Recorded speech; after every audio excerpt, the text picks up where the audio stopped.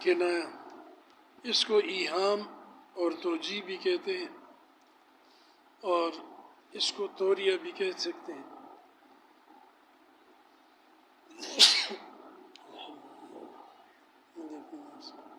کنایا توریہ کے قریب ہے، یعنی بظاہر ایک لفظ بولے اور اس سے مراد دوسرا ہو۔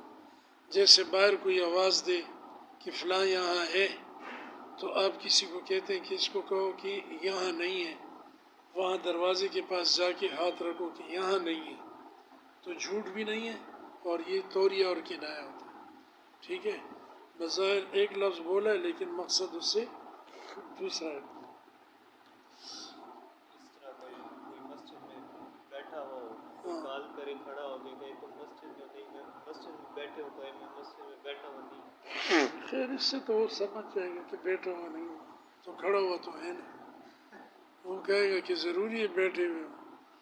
بس یہ ایک ہے، اگر کسی آدمی سے ملنے میں نقصان ہو دین دنیا کا تو یہ ایک ہیلہ کر سکتا ہے کہ یہاں نہیں ہوں۔ ٹھیک ہے، خود تو کہے گا تو کہیں تو ہوگا پورے گھر میں، کسی اور کو کہے کمرے میں بیٹھ کر، اس کو کہے کہ تم دروازے یا صحن کی نیت کرو۔ لقی شیطان الطاق رجلا، شیطان الطاق ایک آدمی سے ملا،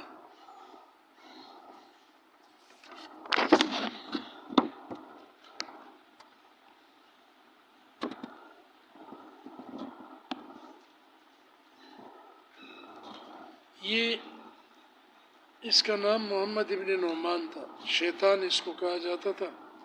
یہ جہمیہ جو ایک فرقہ تھا نا اہل سنت والجماعت کے علاوہ، جہمیہ جہم ابن صفوان کی طرف منسوب ہے، اسی طرح معتزلہ، کرامیہ، قدریہ، یہ غلط فرقے تھے، ان سے اس کا تعلق تھا، جہمیہ سے۔ تو یہ خوارج کے ایک آدمی سے ملا، خارجیوں کے بارے میں پہلے میں نے آپ کو بتایا۔ وَبِيَدِهِ سَيْفٌ، اس کے ہاتھ میں تلوار تھی۔ فَقَالَ لَهُ الْخَارِجِي، خارجی نے کہا وَاللَّهِ لَأَقْتُلَنَّكَ أَوْ تَبْرَأَ مِنْ عَلِيٍّ، اللہ کی قسم میں تمہیں قتل کروں گا یا تو برات کر لے علی رضی اللہ عنہ سے، چونکہ خارجی حضرت علی رضی اللہ عنہ کے سخت مخالف تھے، تو اس نے کہا کہ تم علی سے برات کرو کہ میں ان کو نہیں مانتا۔ ٹھیک ہے، یا معاذ اللہ جیسے وہ کہتے تھے کہ وہ سلمان نہیں ہے، اس طرح کی کوئی بات کہو،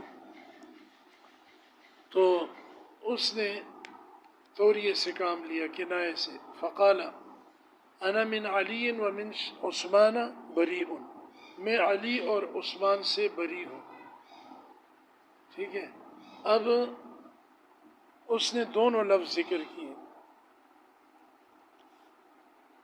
انا من علی ومن عثمان بریء، میں علی سے اور عثمان سے بری ہوں۔ جب دونوں الگ الگ ذکر کیے تو یہ دونوں سے برات ہو گئی، اور دونوں سے برات کا مطلب اس نے یہ لیا کہ یعنی ان کو برا کہنے سے یا ان پر کوئی ایسی تنقید کرنے سے میں بری ہوں۔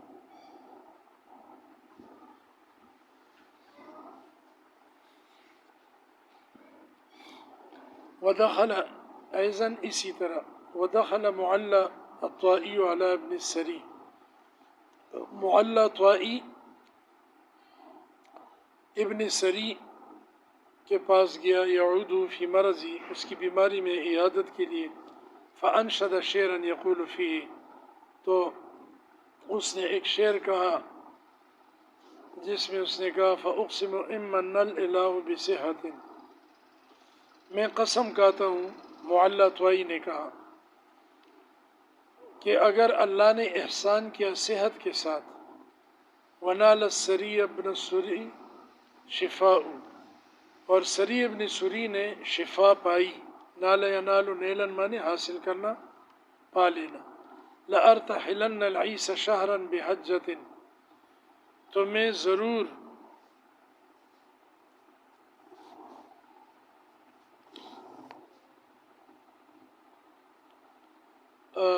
بھورے رنگ کے اونٹ پر حج کے لیے 1 مہینے تک سفر کروں گا۔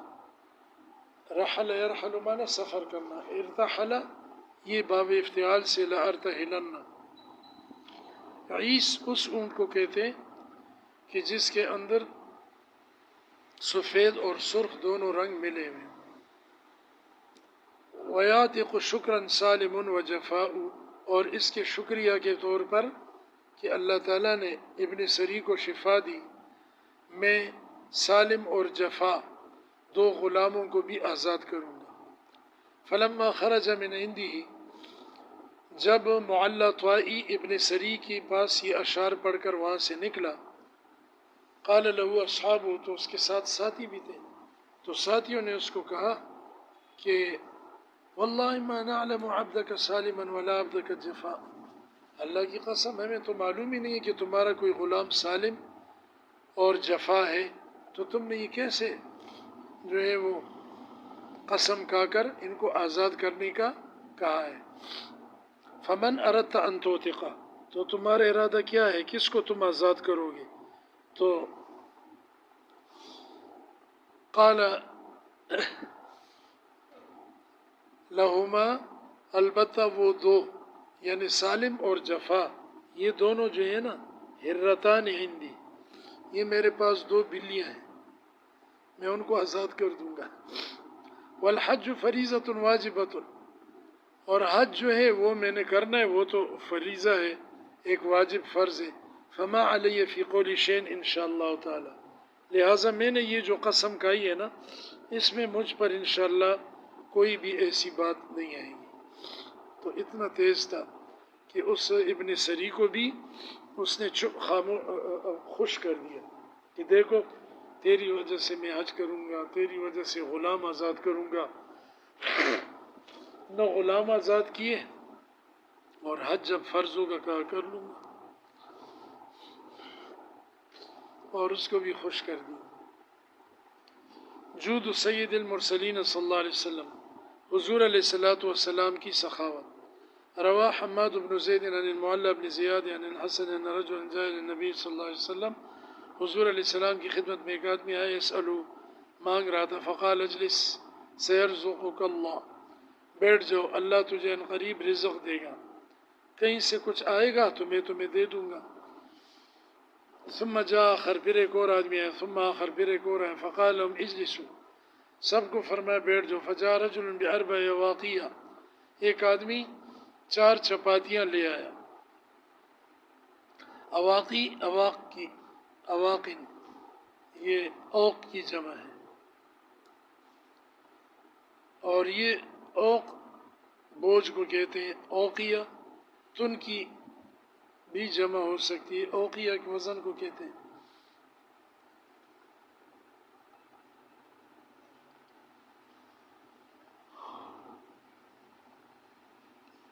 ایک اوقیہ 40 درہم کے برابر ہوتا تھا۔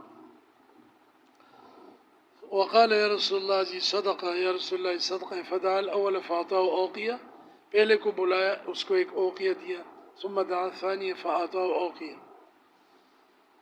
پھر دوسرے کو بلایا تو اس کو ایک اوقیہ دے دیا، یعنی چاندی یا سونا جو بھی وزن تھا۔ ثم دعا ثالثہ، تیسرے آدمی کو بلایا، فاعطاه اوقیہ، اس کو بھی ایک اوقیہ دیا، وبقیت معه اوقیہ، حضور علیہ السلام کے پاس ایک اوقیہ باقی رہ گیا۔ فعرض بها للقوم، اس کو قوم پر پیش کیا، فما قام احد، کہ یہ کون لے گا، کوئی بھی کھڑا نہیں ہوا اس کو لینے کے لیے۔ فلما كان الليل وضعها تحت رأسی، جب رات آئی تو اس ایک اوقیہ کو سر کے نیچے یعنی تکیے کے نیچے رکھا، وفراش عباؤه، اور آپ علیہ السلام کا بستر تو آپ کا عبا تھا، یعنی وہی جو کملی تھی، بس وہی اوپر نیچے اوڑھ لیتے تھے۔ فجعل لا يأخذ النوم، آپ کو نیند نہیں آتی تھی، نیند نہیں پکڑتی تھی، یعنی نیند نہیں آ رہی تھی آپ کو۔ جعل بمانا طفق، یعنی شروع ہوئے۔ فیرجع، رجا یرجع، لوٹنا، فیصلی، آپ آتے نماز پڑھتے۔ فقالت له عائشہ، یا رسول اللہ احل بک شیء، حضرت عائشہ نے عرض کیا، رسول اللہ کہ آپ کے اوپر کوئی حالت آ گئی ہے، کوئی واقعہ پیش آیا؟ قال لا، فرمایا نہیں. قالت فجاءک امر من اللہ, اللہ کا کوئی ایسا حکم آ گیا ہے کہ آپ بے چین نظر آ رہے ہیں؟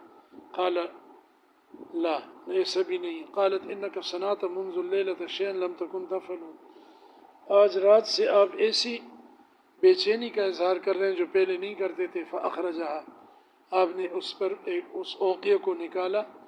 وقال هذه التي فعلت بی ما ترین, یہ وہ چیز ہے جس نے میرے ساتھ یہ کیا ہے جو تم دیکھ رہی ہو, یعنی اس کی وجہ سے میں بے چین ہوں. انی خشیت ان یحدث امر من اللہ ولم امنحها, مجھے ڈر ہے کہ میرے اوپر اللہ کی طرف سے کوئی حکم نہ آ جائے, یعنی موت نہ آ جائے, اور میں نے اس کو نہ دیا ہو, آگے کسی کو ہدیہ نہ کر دوں. منح یمنع کے معنی عطا کرنا, دینا.